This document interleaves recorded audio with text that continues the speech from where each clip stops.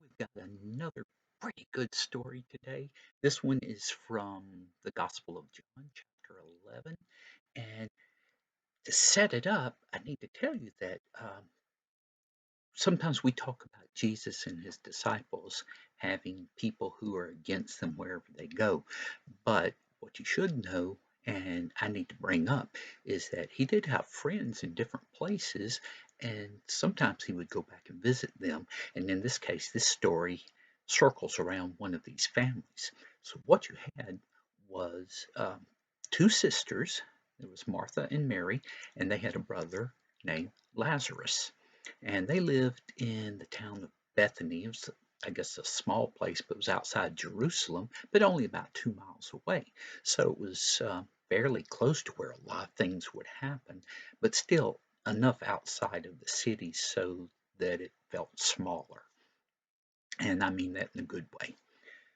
So Jesus had been with them before and had had a meal with them, and there's a story about that that we haven't talked about. I believe it's in Luke, maybe chapter 10. You could probably look at that. But this time, Jesus has left Judea, which is the country, the province that contains Jerusalem, and was somewhere else. And it seems like a lot of that was because some of the Jewish leaders were angry at him and trying to find him, trying to find a means by which they could get him in big trouble. Well, at this time, Lazarus gets sick, and Mary and Martha send word to Jesus. They know where he is, and they send word to him that he's sick and they would like for him to come back because they know that Jesus can heal Lazarus. Well, Jesus gets the message and he waits. And not one day, but 2 days. And then he says, okay, let's go see Lazarus. And first, the disciples must have been thinking that, okay, he got this message and he's decided not to go. Or they knew that he could heal from a long way away. And apparently, Mary and Martha did not know this, but the disciples did. And they thought maybe he took care of it. Well, when he says, let's go, at first they would not really understand why. And they start saying, wait a second, Jesus, remember the leaders in Jerusalem? If we go back to Judea, they're wanting to kill you. And they're wanting to use stones with this. So it's not going to be pleasant anyway. And he says, no, we're going.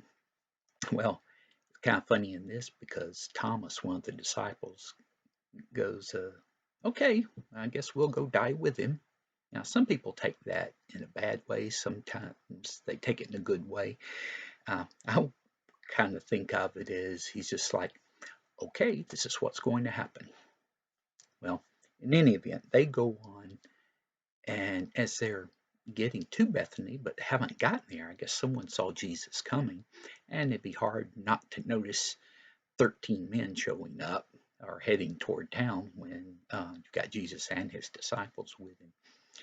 And that person runs and tells Martha, and I guess Mary knows about it, but Martha's the only one who goes out, and she goes to meet Jesus, and she says, and she falls at his feet, says, "My brother wouldn't have died if you'd been here." And he says, "You know, Lazarus will rise." And she says, "Oh yeah, I know that on the last day he will rise." Now, what they're talking about is the belief people had then, and it was pretty common that, okay, people would die, but eventually, at the end of time, at some point in the future, then God would raise everyone and the righteous would be with him. So she's thinking along those lines, and Jesus is thinking, no, I've got something planned a little sooner. You see, because what happened was, well, a couple of things. So, in going with his disciples, he says to them, Lazarus has fallen asleep. And they're thinking, Oh, okay. So it's like when you get sick and you feel like you want to sleep and it helps you to feel a little bit better. That's what they're thinking. I said, oh, okay. So if he sleeps, he's going to get better. And Jesus says, no, I'm telling you, Lazarus has died. Then they understand. Now, we use some phrases sometime and you're not really sure how to take it. We use different things to mean death. In that time, they said, oh, falling asleep could mean that you just normally fall asleep. Other times they would say that instead of saying someone died. And we'll use terms today like, oh, someone passed away. And there was this weird one they had when I was growing up where they would say, he shuffled off his mortal coil, which is just another way of saying died. Um, but you'll know it where someone says, oh, I have to run to the store and get something. Well, you know they're not running, they're going to drive there. So that's how we do something similar these days. Well, they did that about sleep and death. And so they go, okay, so he's dead. Okay, the second thing in all of this is that when they arrive at Bethany, it's been 4 days. Now, that's important because people of the time thought that, okay, after someone dies, then uh, that person's spirit, that person's soul will hang around for about 3 days, wanting to go back into the body. And after 3 days, the spirit will give up and go on to wherever it goes. And so now it's been 4 days. So now we've passed that amount of time. And it's kind of interesting that they would think that because generally, as soon as someone died, they would bury the person that day, at the latest the next day. So you didn't know if they would ever go and check on the person or just how they would do this. And one thing I have to mention on this, when they buried, it's not like uh, we do now, where you dig a hole, you have the person inside essentially a box. You put the box in there and then put the dirt back on it. Um, they would normally dig a hole into the side of a hill or into rock and essentially making a small cave in there. They would put the body of the person in there. Normally, they would wrap them in linen, and sometimes they would put certain spices on the body to cover up the smell. And then they would take a rock and cover that cave that they've built. We'd call it a tomb. And then a year later, they would come back when the only thing left would be the bones, open it back up, take the bones, and put them into a box that they would have for this. So that's the procedure they would follow, but they would know. Well, let me go on and tell you what happened with this. So Martha has said, if you had been here, he wouldn't have died. And Jesus said, you know, he will rise again. She says, yes, we know at the resurrection. And Jesus said, I am the resurrection. What he's telling her, she's not quite ready for, but she's about to be. And he says, I am the way, the truth, and the life. No one gets to the Father except through me, and at the end of time, I can raise everyone to life. Do you believe this? And she says, yes. So she's getting new information and realizing that Jesus is more than just someone who can heal by being in person. So she goes back to their house and tells Mary, the teacher is here.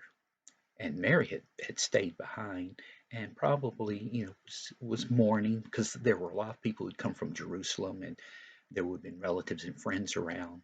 And that was the way they did things then. People would go and just be with you. And a lot of them would have known Lazarus and would have been upset too. But they're to be there with Martha and Mary.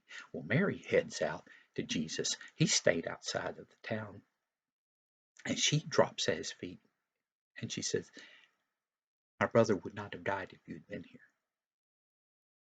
And Jesus gets upset and it's not a bad upset. It's the kind when you're sad and you think, wait, he knows what he's about to do. Why would he be sad? And it's he loved these people. He loved Mary and Martha and Lazarus. And he didn't like seeing them be upset. And then, the people are upset and they're all sad and they're crying. And Jesus says, where did you take him? And so they head out to where the burial had been. And people see Jesus cry and they go, oh, he had to have loved him. And some of them are going, well, couldn't the man who opened the eyes of the blind have been able to save his friend? And you don't know. Some people think they're saying that mean. Some people think it's a matter of, oh, that's too bad that happened, that he couldn't do this too. So um, I tend to think of it is they're just going, oh, it's a pity it couldn't happen. So, and there was probably a mix of opinion on this. Well, they get there, and Jesus says, roll away the stone. And Martha is one of those who's very practical. And she goes, Jesus, it's going to smell real bad. He's been in there 4 days. But nevertheless, he has them open it. Now, what you want to think of here is like if you've ever had, say, chicken for supper, and then the bones get thrown in the trash can and they stay there for a few days, you know how bad it stinks when you open it up. After that, well, just think about if it's a full person there, it's going to be really bad. Somebody opens it, doesn't mention that it stinks, and Jesus raises his eyes to heaven and prays, Father, thank you for hearing me. I know that you always hear me, and that you're doing this so that everyone can see this. And then he yells in a loud voice, Lazarus, come out. Well, that had to get people's attention. They're looking over at the tomb, and Lazarus walks out. Now he's wrapped in the strips of linen that they did for people who had died. And he says, and Jesus says, okay, go have him take the grave clothes off of him. I mean, he's back. And with this, people are amazed. And many put their faith in Jesus at that moment. That's not a surprise. Other people, of course, are going to tell on him, tell the Pharisees, oh, Jesus is here, he's done this. And it ends up putting Lazarus's life in danger because people are saying he's done this great miracle and we may have to kill Jesus and Lazarus too. But I want to leave you with a positive end to all of this. And there are a couple of cool things about this story. I mean, obviously, Jesus has overcome death. He's shown himself to be the master of it. And whatever superstitions people had about spirits waiting around for 3 days, he has shattered that because he's waited longer than that. And this was a lesson, everyone, that Jesus is a lot more than what anyone has thought. Now, the second thing I think is especially cool.